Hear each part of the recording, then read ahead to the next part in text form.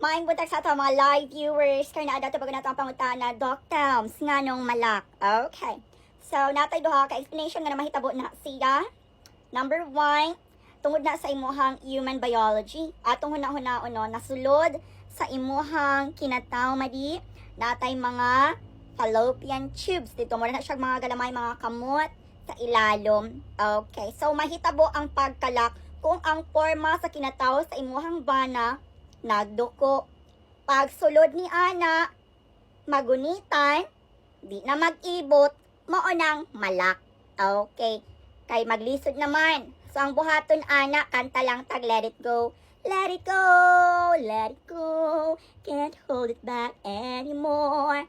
Ma-unlock na po na siya, madi. Okay. So, muna ang pinakauna na buhaton nato, ha.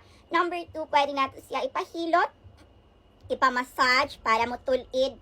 Para, pagsulod, dili na malak. Okay.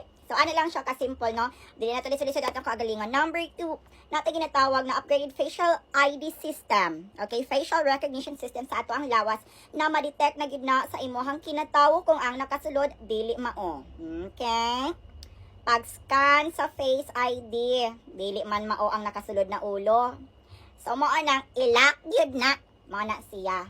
Ginatawag po nato na nagaba-gaba. Okay. Kaya natin mga kaigsuuna na di gyud mahimutang, dili makontento, magkatulgyod, motilawgyod og lain. Mao nang malakan mo. Tungod po na sa inyong kabigatlon, ha? Naglagot ko sa inyo ha ba? So unsay buhaton dok pag malak mi dok?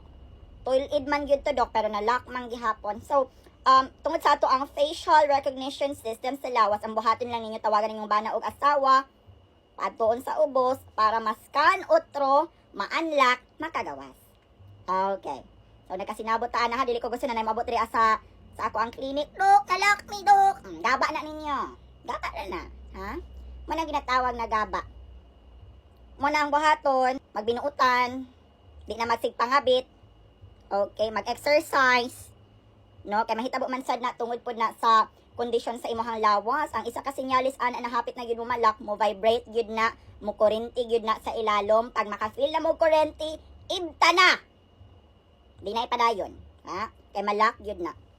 Okay, tungod man gud na sa blood flow. Tungod na siya sa blood flow, no? Or on sa bakaha ng mga sakit-sakit na stroke bakaha na ang imuhang kinatawo sa ubos.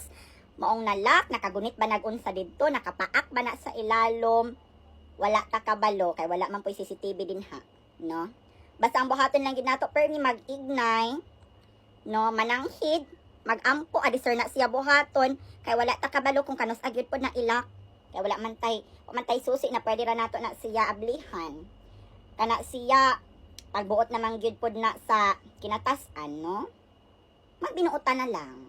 Okay, magbinuotan og mopalit sad ta sa Telma Skin Intense Bleaching Bar tag 80 pesos SRP, tag 280 pesos SRP. Kani tambal sad ni para dili mo malak. Okay.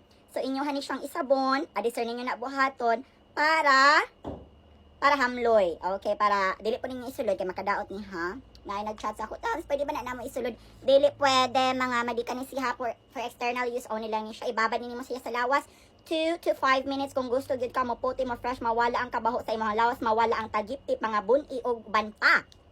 Okay, sa nawong makawala ni bugas-bugas, 30 seconds to 1 minute, depende sa mo skin type.